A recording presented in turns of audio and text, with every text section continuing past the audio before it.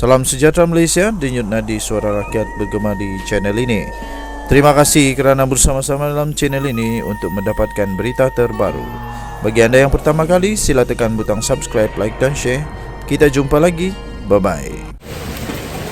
Salam sejahtera Malaysia, selamat pagi tuan-tuan dan puan yang dihormati sekalian. Denyut nadi suara rakyat bergema di channel ini.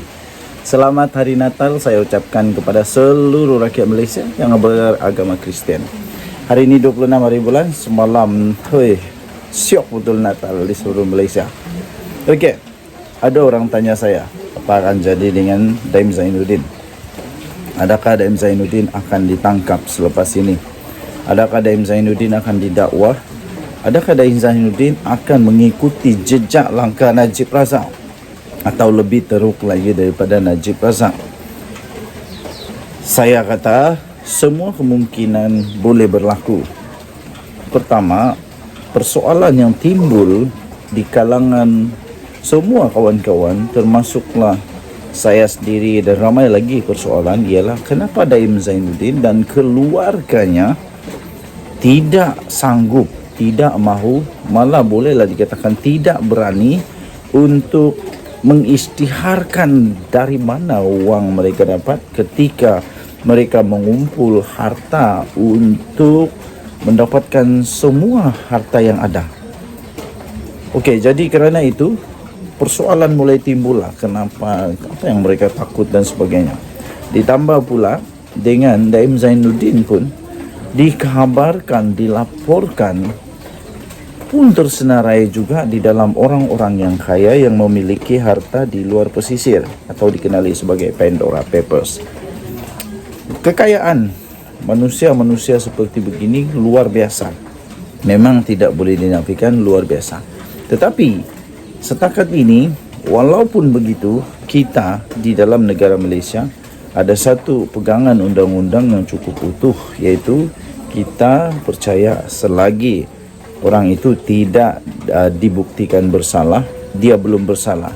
Jadi setakat ini Daim Zainuddin belum bersalah dan masih dalam siasatan. Apapun, tetap ada risiko untuk ditangkap, dipenjarakan sekiranya beliau didapati bersalah di dalam cara beliau menguruskan kewangan, sama ada terlibat dengan pengubahan wang haram atau terlibat dengan salah guna kuasa, penyelewengan kewangan negara, atau apapun salah guna kuasa yang dilakukan.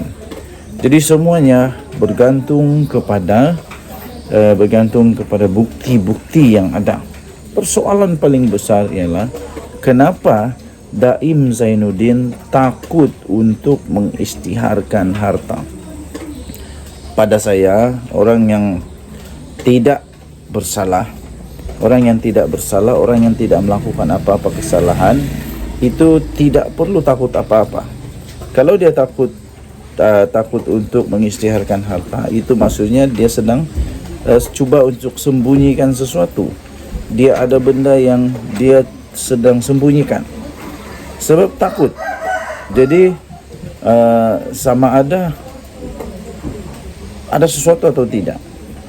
SPRM pun mereka melakukan tugas mereka itu, melakukan tugas dalam keadaan yang ikut lunas undang-undang. Mereka buat siasatan mengikut kuasa yang diberikan, bukan suka-suka. Jadi untuk Daim Zainuddin supaya dia kelihatan tidak bersalah, pada hemat saya, pada pendapat saya, Daim Zainuddin perlulah tidak takut untuk mendedahkan kekayaan, mendedahkan harta, mendedahkan sumber pendapatan, mendedahkan cara. Sebab makin dia sembunyi sesuatu, makin dia tak berani untuk dedah, makin dia tak beri kerjasama, makinlah banyak lagi persepsi yang boleh timbul, yang persoalan-persoalan yang boleh timbul. Adakah beliau akan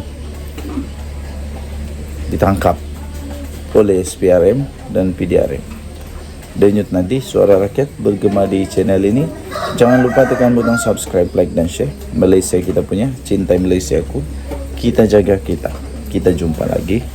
Salam sejahtera Malaysia. Selamat Hari Natal. Bye. Salam sejahtera Malaysia, denyut nadi suara rakyat bergema di channel ini.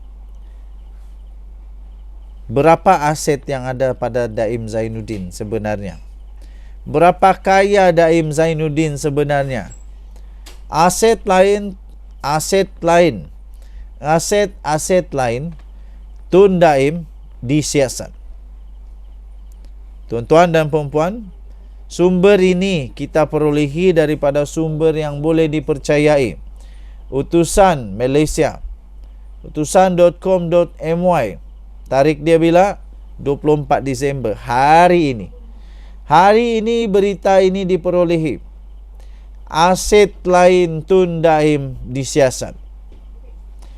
Siasatan Suruhanjaya Pencegahan Rasuah Malaysia SPRM terhadap tokoh konglomerat terkenal iaitu Tun Daim Zainuddin menjurus kepada bagaimana pembelian aset dan perniagaan miliknya diperolehi. Satu sumber mendedahkan kepada Mingguan Malaysia, siasatan SPRM ini akan menumpukan juga bagaimana pemilikan aset-aset yang dikaitkan bekas pemimpin kanan ini dapat dibuat dan sumber daripada mana? Kata sumber itu, selain bangunan Menara Ilham, hartanah seperti hotel dan ... Jadi ini berita yang premium. Berita yang premium. Sekiranya anda ingin berita lengkap tentang perkara ini, anda perlu untuk log masuk. Atau langgan untuk membaca berita sepenuhnya di mana di utusan.com.my. Persoalannya, apakah aset-aset lain yang ada pada Tun Daim? Berapa banyak aset yang ada pada Tun Daim? Siapa lebih kaya sebenarnya? Tun Daim ataupun Mahathir? Paling seronok adalah apabila kawan tanya, siapa yang lebih kaya? Najib Razak atau Tun Daim? Tapi itu belum syok lagi.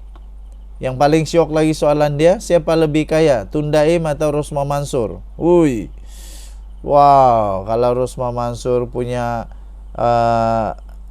spek pun mahal, baju dalam pun mahal. Wow, belum tentu lah Daim Zainuddin boleh kasih kalah Rosmah Mansur. Jadi tapi Daim Zainuddin memang seorang konglomerat yang memang terkenal, dan boleh saya katakan dia ini amat kaya. Apa tidak kayanya kalau satu bangunan 60 tingkat dia punya di tempat yang eksklusif pula tu. Memang hebat.